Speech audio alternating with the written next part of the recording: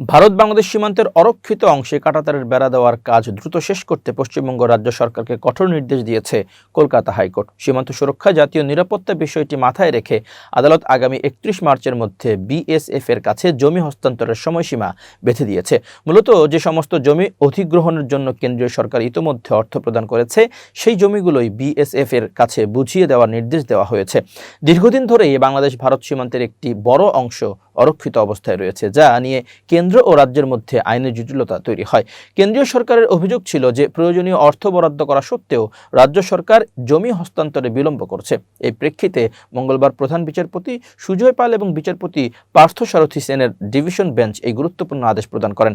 শুনানি চলাকালীন প্রধান বিচারপতি রাজ্য সরকারের ভূমিকা নিয়ে প্রশ্ন তোলেন এবং জানতে চান, জাতীয় নিরাপত্তার মতো গুরুত্বপূর্ণ বিষয়ে কেন দ্রুত জমি অধিগ্রহণ করা হচ্ছে না।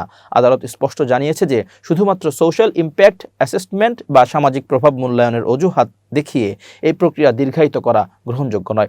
আন্তর্জাতিক সীমানার স্পর্শকাতরতা বিবেচনায় রাজ্যের এই নির্লিপ্ততাকে উদ্বেগজনক হিসেবে আখ্যায়িত করেছেন বিচারপতিরা। আদালতের পর্যবেক্ষণ অনুযায়ী প্রায় 180 কিলোমিটার সীমান্ত এলাকায় জমি অধিগ্রহণের জন্য কেন্দ্র ইতোমধ্যে রাজ্যকে অর্থ দিয়েছে। এছাড়া যে সমস্ত এলাকায় এখনও মন্ত্রিসভার অনুমোদন পাওয়া যায়নি, সেখানে জাতীয় নিরাপত্তার স্বার্থে জরুরি ভিত্তিতে অধিগ্রহণ সম্ভব কিনা তা নিয়ে কেন্দ্র ও রাজ্য উভয় পক্ষকেই হলফনামা জমা দেওয়ার নির্দেশ দেওয়া হয়েছে। আগামী 2 এপ্রিল এই মামলার পরবর্তী শুনানির দিন ধার্য করা হয়েছে।